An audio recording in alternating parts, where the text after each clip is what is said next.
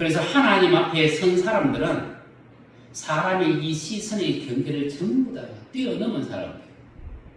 사람의 눈치를 보면서 하나님 앞에 선 사람은 아무도 없어. 그래서 이 시선의 경계는 영적 경계입니다. 지금 이 순간 하나님이 내게 무엇을 말씀하실까?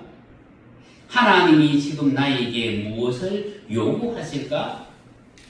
내가 지금 이 순간 무엇을 하기를 하나님은 원하고 계실까? 아브라함의 종이 하란에 도착했습니다. 우물가에 도착했습니다. 이 우물의 이름은 라키로이라고 하는 우물입니다. 나를 지켜보시는 살아계시는 그분의 우물. 낙타 10마리를 데리고 있습니다. 금은보화가 실려 있습니다. 이렇게 기도합니다. 하나님, 여기까지 나를 인도하신 하나님, 나의 주인의 하나님께 감사드립니다. 내가 이곳에서 나오는 처녀에게 물을 달라고 했을 때 그 처녀가 이 10마리 낙타에게 물을 다 먹이는 여인이 있다면 바로 내 주인의 아들 이삭의 배우자로 알겠습니다 라고 기도를 했을 때 리브가가 나왔습니다. 낙타는 10마리. 성경은 낙타가 배불리 마셨다고 했습니다.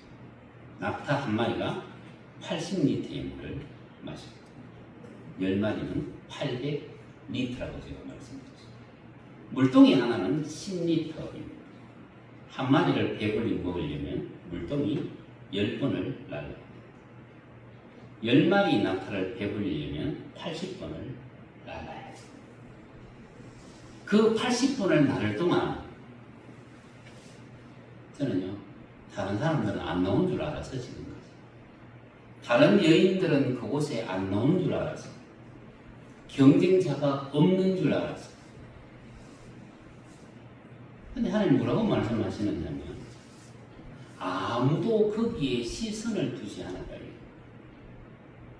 다른 여인들이 물을 길러러 나왔습니다만 이 리브가가 하는 그 행위를 보고 그 10마리 낙타에는 시선조차 두지 않았다는 얘기예요. 리브가는 뭐예요?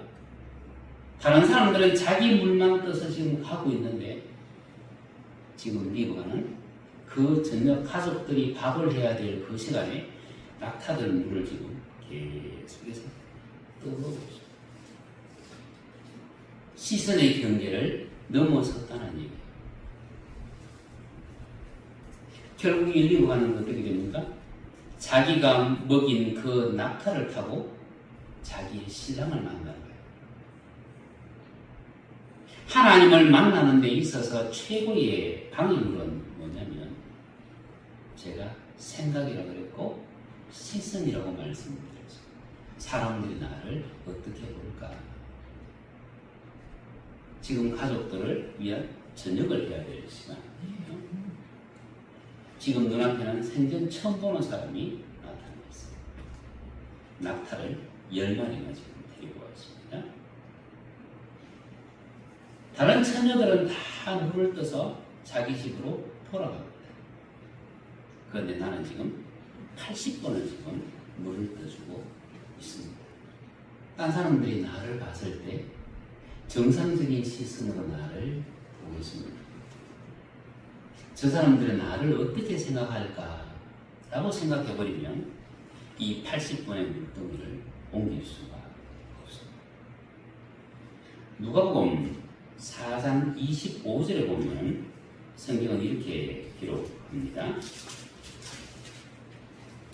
내가 참으로 너희에게 이르노니 엘리야 시대에 하늘이 새해 6달을 닫히어 온 땅에 큰 흉년이 들었을 때에 이스라엘에 많은 과부가 있으되 엘리야가 그중 한 사람에게도 보내심을 받지 않고 오직 시돈 땅에 있는 사렙가의 한 과부에게 보내었으며 엘리야가 지금 시돈 땅에 있는 사르밧 과부에게로 보냄을 받았습니다.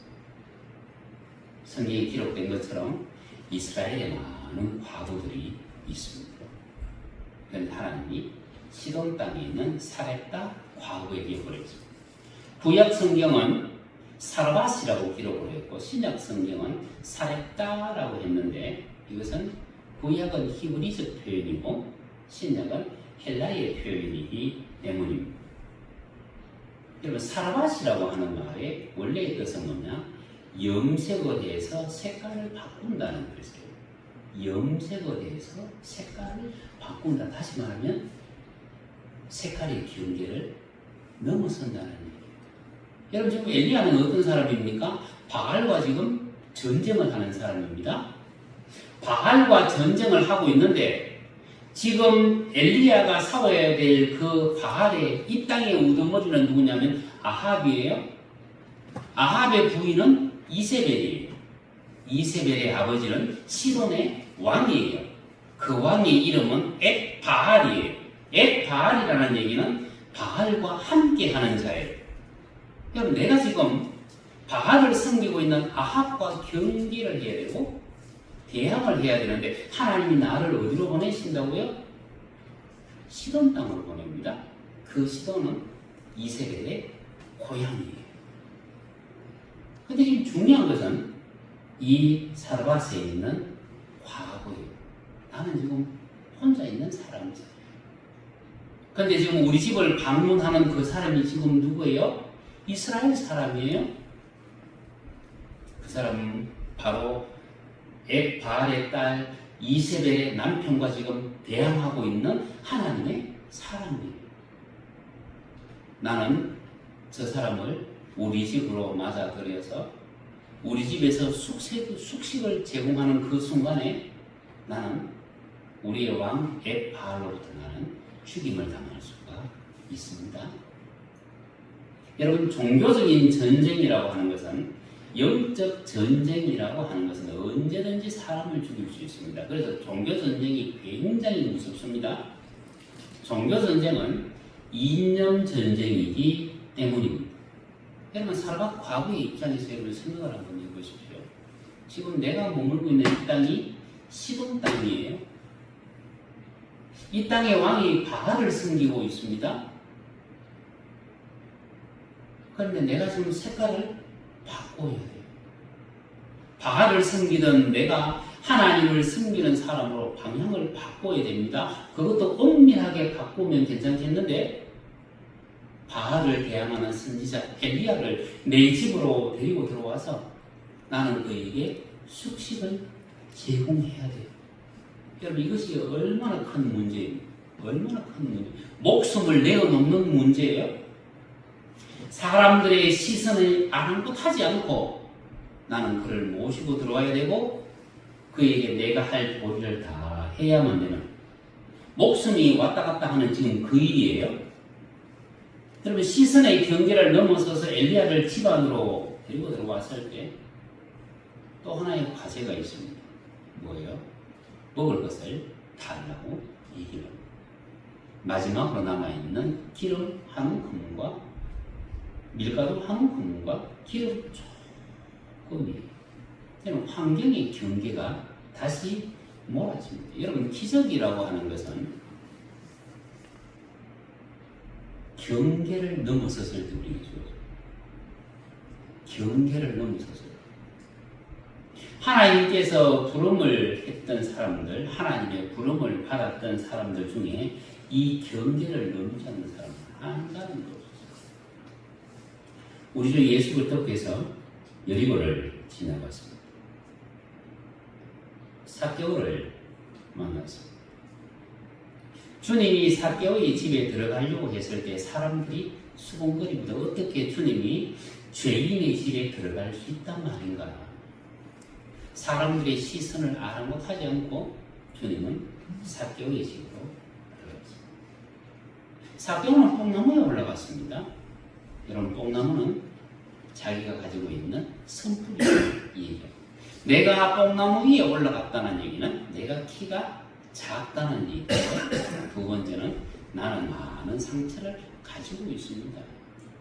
여러분 사람들이 봤을 때 자신의 키가 작은 것, 자신이 상처가 많은 것을 전부 다 인정을 했습니다.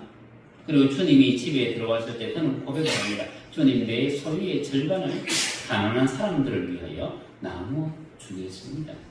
여러분, 물질의 경계를 허물었다는 얘기예요. 물질의 경계를 허물었습니다. 비난받는 세리, 죄인 취급받는 그 세리가 결국에는 어떤 사람이 됩니까?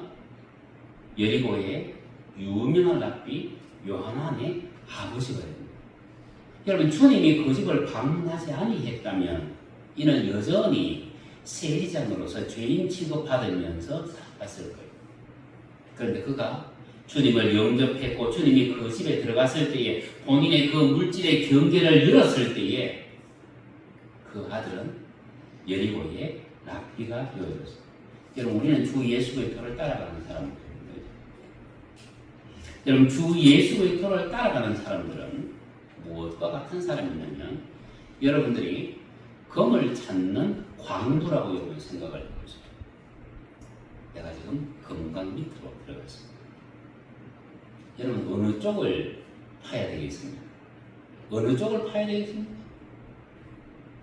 사방이 지금 깜깜한데 등장불을 한 개 켜고 어느 쪽을 파들어가야 금을 찾을 수 있겠습니까?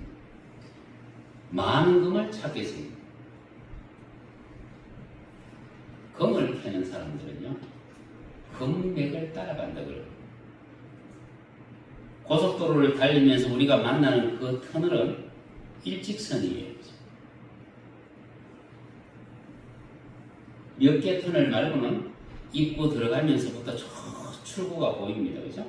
보인다는 얘기는 일직선이라는 얘기죠. 그런데 여러분, 금광은 일직선이 없습니다.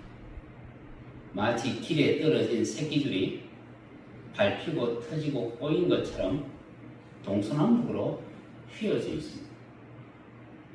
일정한 방향으로 가는 것이 아니라 금맥을 따라가기 때문입니다. 그리스도 예수 안에 들어와 있으면서 실패하는 이유는 자기만의 방향으로 땅을 파고 있기 때문이고 사람의 시선의 경계를 넘어서지 못하기 때문입니다. 내가 지금 금광 안에 있다면 나는 금맥을 따라서 갈 거야. 오른쪽으로 파 들어가다가 방향이 왼쪽으로 바뀌면 나는 다시 왼쪽으로 갈 거야. 방향이 다시 아래쪽으로 바뀌면 나는 아래쪽을 팔 거예요. 파다가 다시 위쪽으로 금맥이 흐르면 나는 다시 위쪽으로 갈 거예요. 나중에 한참 시간이 지나고 나면 내가 지금 어디에 와 있는지 몰라요. 내가 지금 어느 방향으로 보고 있는지도 몰라요. 나는 무엇만 보고 왔기 때문에 금맥만 보고 왔기 때문에. 그래도 예수 안에서 살아가는 사람은 마치 금맥을 따라가는 광부와 교우를 같습니다. 왼쪽이냐 오른쪽이냐 따지지 않습니다. 아래쪽이냐 위쪽이냐 따지지 않습니다. 하나님이 어느 방향으로 가느냐만 보고 나아갑니다. 여러분, 엘리야가 있던 그 시대에 비하면 우리는 얼마나 세련된 시대를 살아가고 있습니다. 우리는 좋은 옷에, 좋은 차에, 좋은 집에, 냉장고에 먹을 것이 있어야 되죠. 그런데 이 살갑고는 가진 것이라고는 지금 밀가루 한 큰과 기름 몇 방울, 그의 삶의 형태는 넉넉하지 않습니다. 누가복음 4장 25절의 말씀처럼 이스라엘에 많은 과부들이 있는데 하나님께서 그들에게 보내시지 아니한 이유는요, 그들은 뭐요? 내가 과부이기 때문에 저 하나님의 사람을 내 집으로 맞아들였을 때에 사람들이 나를 어떻게 생각할까? 사람들이 나에 대해서 뭐라고 수군거릴까? 근데 그 모든 것을 뛰어넘어서 그를 영접하고 그를 접대하고 그에게 복양할 수 있는 사람이 사역자 과부 한 사람밖에 없었다는 얘기. 그는 어떤 사람이기 때문에 경계를 넘어선 사람입니다. 색깔의 경계를 넘어선 사람이기 때문입니다. 여러분, 우리는 주 예수를 믿는 사람이고 주님의 뜻이라면 우리는 100% 순종하겠다고 말씀하고 있습니다. 하나님의 뜻을 행하는 데 있어서 우리는 매 순간 경계를 넘어서야 됩니다.